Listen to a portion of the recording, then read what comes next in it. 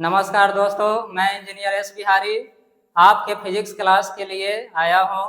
जैसा कि वीडियो के डिस्क्रिप्शन में और थंबनेल में भी आप देख चुके हैं कि कैसे 3 महीना पढ़ करके 300 प्लस नंबर लाए, 4 महीना पढ़ करके कैसे 400 प्लस नंबर लाए। तो इसी स्ट्रेटजी को लेकर के आया हूं। आज फर्स्ट क्लास है, इसमें इसका डिस्कस करेंगे और अगले क्लास से लगातार हम लोग पढ़ेंगे कि कैसे पढ़ना है। लास्ट का 3 महीना इतना अच्छा होता है कि इसमें सबका कंसंट्रेशन अच्छा होता है और तैयारी के लिए यह सबसे अच्छा माना भी जाता है। तो चलिए देर न करते हुए वीडियो पर आते हैं। देखिए, यह फिजिक्स क्लास 10 भौतिकी सब्जेक्ट के बारे में हम लोग बात कर रहे हैं। उसके बाद देखिए क्लास 10 बोर्ड एग्जाम 2025 जिसके लिए हम बात कर रहे हैं वह है बोर्ड एग्जाम 2025। अब आगे बात करते हैं सब्जेक्ट विज्ञान। विषय कौन सा है? विज्ञान। विज्ञान का जो फुल मार्क होता है यानी जिसको पूर्णांक कहते हैं, यह 100 नंबर का होता है और 100 नंबर से 20 नंबर जो होते हैं वह प्रायोगिक अंक होते हैं जो आपको स्कूल से दिए जाते हैं और 80 नंबर का एग्जाम हमको एग्जाम हॉल में बैठ करके लिखना पड़ता है। अब 20 नंबर है, किसी स्कूल में 18 मिलते हैं, किसी में 19 मिलते हैं, किसी में 20 मिलते हैं। जैसे भी हो, रुपया दे के हो, एकदम 20 में 20 आना चाहिए क्योंकि यह नंबर पूरी तरीके से सिक्योर होता है जो हमारे मार्क को अपग्रेड करता है। अब आगे चलते हैं थ्योरी अंक जिसमें कि 80 नंबर का क्वेश्चन आता है। अब थ्योरी पढ़ने के लिए हमारा रणनीति कैसा होना चाहिए? यह 3 महीना जो है, जो समय शेष है वही हमारे लिए विशेष है। तो इस 3 महीने में क्या रणनीति हम अपनाएं जिससे कि हमारा नंबर बढ़ करके ऊंचा हो जाए, क्योंकि आजकल कंपटीशन के दौर में 1-1% मायने रखता है। तो चलिए आगे चलते हैं। थ्योरी में 2 टाइप के क्वेश्चन होते हैं। एक होता है ऑब्जेक्टिव जो 40 नंबर के होते हैं और दूसरा होता है सब्जेक्टिव जो कि 40 नंबर के होते हैं। अब ऑब्जेक्टिव अंक जो होते हैं 40 नंबर के, उसमें सबसे अच्छी बात यह है कि 80 प्रश्न में से मात्र 40 का जवाब देना है, यानी कि 80 में से कितना देना है? मात्र 40। तो हम थोड़ा सा मेहनत अगर कर ले तो यह 80 में से 40 आसानी से हम लोग बना सकते हैं। इसके लिए ऑब्जेक्टिव में क्या क्या जरूरी पड़ता है आगे हम वीडियो में डिस्कस करते हैं। दूसरा है सब्जेक्टिव, यह भी 40 अंकों का होता है, लेकिन सब्जेक्टिव में 2 प्रकार के सवाल आते हैं। एक को कहते हैं लघु उत्तरीय और दूसरे को कहते हैं दीर्घ उत्तरीय। लघु उत्तरीय जो होता है वह 30-40 शब्दों का होता है और दीर्घ उत्तरीय जो क्वेश्चन होते हैं वह 50-60 शब्दों का होता है। तो चलिए आगे फिर वीडियो में बात करते हैं ऑब्जेक्टिव तैयारी कैसे किया जाए, ऑब्जेक्टिव के लिए कैसे पढ़ा जाए। अब ऑब्जेक्टिव क्वेश्चन है तो इसमें 3 प्रकार के मूल रूप से जिससे कि क्वेश्चन बनते हैं। उसमें नंबर 1 पर है डिफिनेशन यानी कि परिभाषा, दूसरा है फॉर्मूला यानी कि सूत्र और तीसरा है एग्जाम्पल यानी कि उदाहरण। आप देखे होंगे मल्टीपल चॉइस क्वेश्चन में, यानी कि जो 1 नंबरी क्वेश्चन है जिसमें एक प्रश्न के 4 विकल्प होते हैं, 4 विकल्प ABCD में से किसी एक को हमको OMR में रंगना होता है या घसना होता है। यह एक सवाल के 4 ऑप्शन है और उसमें सवाल जो पूछे जाते हैं इन्हीं 3 स्तरों पर होते हैं। वह किसी परिभाषा को उसमें डाल देंगे, किसी फॉर्मूला को डाल देंगे या किसी उदाहरण को डाल देंगे। जैसे एग्जाम्पल के लिए बात किया जाए तो परिभाषा क्या है, तो आपसे पूछेंगे कि बताइए आपतित किरण परावर्तित किरण आपतन बिंदु पर डाला गया अभिलंब डैश में होते हैं, तो एक ही तल में होते हैं। तो वहां ऑप्शन क्या आ गया? एक ही तल। डिफिनेशन क्लियर हो गया। दूसरा है फॉर्मूला, जैसे 1/v + 1/u = 1/f। अब उसमें पूछ देगा बताइए f यहाँ क्या है, तो f फोकस दूरी है। तो इस ढंग से सवाल पूछे जाते हैं। तीसरा है एग्जाम्पल। एग्जाम्पल में पूछेगा बताइए कि प्रकाश स्रोत के कौन से एग्जाम्पल है, तो सबसे बड़ा प्राकृतिक एग्जाम्पल है भगवान सूर्य, दूसरा है बल्ब है। तो इसी ढंग से यह ऑब्जेक्टिव पूछे जाते हैं। ऑब्जेक्टिव की तैयारी के लिए ज़्यादा मेहनत की जरूरत नहीं है। अगर 1 महीना कंप्लीट अगर पढ़ा जाए तो यह 5-6 चैप्टर का जितना भी डिफिनेशन है वह आसानी से पढ़ा जा सकता है। डिफिनेशन के लिए हम आगे चैनल पर अपना शॉर्ट डालेंगे जो कि एक नियम एक शॉर्ट होगा, 5-10 सेकंड में नियम याद हो जाएगा। अब आगे देखिए कि अगला रणनीति क्या है। अब है सब्जेक्टिव का तैयारी कैसे किया जाए। तो सब्जेक्टिव के लिए देखिए, सब्जेक्टिव में है 40 नंबर का पूछा जाता है और 40 नंबर में दो तरह के सवाल हैं। एक है लघु उत्तरीय और दूसरा है दीर्घ उत्तरीय प्रश्न। लघु उत्तरीय प्रश्न है तो हम लोग विज्ञान में 3 सब्जेक्ट को पढ़ते हैं। 3 सब्जेक्ट में सबसे नंबर 1 पर आता है, उसका नाम है भौतिक विज्ञान, अपने यहाँ भौतिक शास्त्र भी कहा जाता है। दूसरा है रसायन विज्ञान या रसायन शास्त्र और तीसरा है जीव विज्ञान।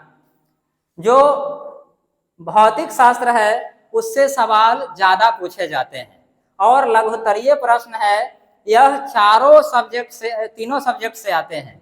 भौतिक विज्ञान से 4 2 नंबर का, उसके बाद रसायन से 4 2 नंबर का और फिर जीव विज्ञान से 4 प्रश्न 2 नंबर के। तो तीनों विज्ञान मिलाकर के कितने हो गए, 4 गुना 3 यानी कि 12 प्रश्न हो गए। ठीक है, 12 प्रश्न का 2 नंबर जोड़ लीजिए तो 12 गुना 2 कितना हो गया, 24 नंबर। तो यानी 40 में से 24 का तैयारी हम कैसे कर लिए, लघुत्तरीय में। और लघुत्तरीय में क्या पूछा जाता है, वही डिफिनेशन, यानी 30 से 40 शब्द लिखना है और 30-40 शब्द लिख के 24 नंबर कंप्लीट। अब बात करते हैं बाकी के 16 नंबर की। अब 16 नंबर में दीर्घ उत्तरीय प्रश्न पूछे जाते हैं। तो जो मैट्रिक एग्जाम 2024 का प्रश्न पत्र है, अकॉर्डिंग टू दैट दीर्घ उत्तरीय प्रश्न 6 गुना 1 यह भौतिक शास्त्र से है, 6 नंबर का एक दीर्घ उत्तरीय। और दूसरा क्वेश्चन है रसायन शास्त्र से और जीव विज्ञान से 5-5 नंबर के दोनों सब्जेक्ट से एक एक दीर्घ उत्तरीय। तो कुल मिला करके हो गए मेरे पास 3 दीर्घ उत्तरीय प्रश्न, फिजिक्स का 6 नंबर और रसायन शास्त्र और बायोलॉजी का 2 नंबर। तो 3 क्वेश्चन में हमारे नंबर कितने हो गए, 24।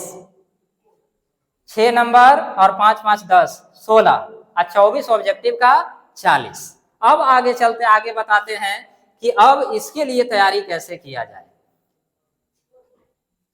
अब देखिए परिभाषा सूत्र उदाहरण, जैसा कि हमने बताया कि ऑब्जेक्टिव क्वेश्चन की तैयारी के लिए क्या जरूरी है, परिभाषा सूत्र और उदाहरण।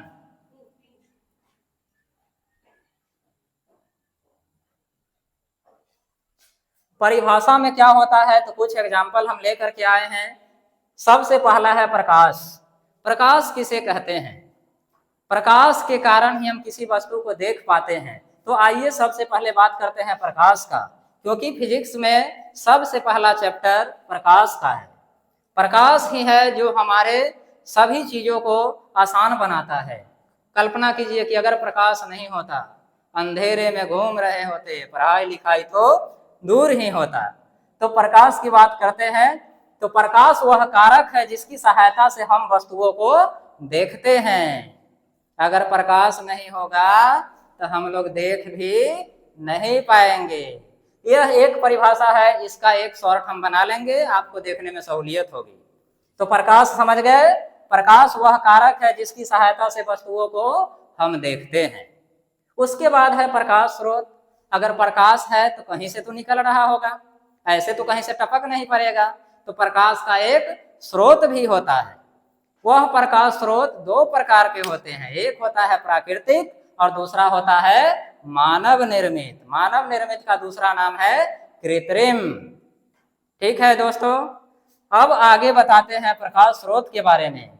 जिस वस्तुओं से प्रकाश निकलता है उसे ही प्रकाश स्रोत कहते हैं। सूर्य भगवान सबसे बड़ा एग्जाम्पल पूरी दुनिया में प्राकृतिक प्रकाश स्रोत का। अगर वह नहीं होंगे तो हमारा जीवन ऐसे ही ठंडक बना हुआ रह जाएगा। तो सबसे बड़ा प्रकाश स्रोत क्या है, सूर्य है, उसके बाद तारा है, कृत्रिम में बल्ब है, मोमबत्ती है, इत्यादि है। तो समझ गए दोस्तों कि जिस वस्तु से प्रकाश निकलता है उसे ही प्रकाश स्रोत कहते हैं।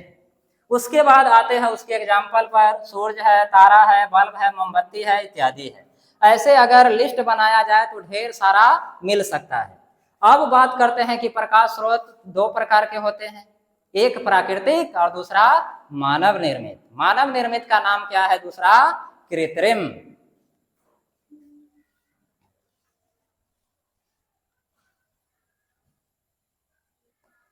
प्राकृतिक में कौन कौन है तो सूर्य है, तारा है, इत्यादि है, 2 मेन एग्जाम्पल यह है। मानव निर्मित यानी कृत्रिम में कौन है, बल्ब है, मोमबत्ती है, इत्यादि है। तो दो प्रकार के प्रकाश स्रोत हो गए। उसके बाद प्रकाश के बारे में कहा जा रहा है कि प्रकाश एक प्रकार का ऊर्जा है। प्रकाश क्या है? ऊर्जा है। अब ऊर्जा है तो ऊर्जा को न तो क्रिएट किया जा सकता है और न तो उसको नष्ट किया जा सकता है। तो ऊर्जा का क्या होता है? केवल रूपांतरण होता है। अगर प्रकाश एक ऊर्जा है तो किसी दूसरी ऊर्जा को प्रकाश ऊर्जा में बदला जाता है। तो वही यहाँ पर कह रहा है कि प्रकाश एक प्रकार की ऊर्जा है। अतः जितने भी प्रकाश स्रोत है उनमें विभिन्न ऊर्जाओं को प्रकाश में बदला जाता है। जैसे एग्जाम्पल के लिए टॉर्च, टॉर्च भी क्या है? प्रकाश स्रोत है। टॉर्च में बैटरी लगी हुई होती है और बैटरी के भीतर में रासायनिक अभिक्रिया होती है, तो वह रासायनिक ऊर्जा को किसमें बदलते हैं? प्रकाश ऊर्जा में। टॉर्च में क्या होता है? रासायनिक ऊर्जा को किसमें बदलते हैं? प्रकाश ऊर्जा में। दूसरा एग्जाम्पल मोमबत्ती।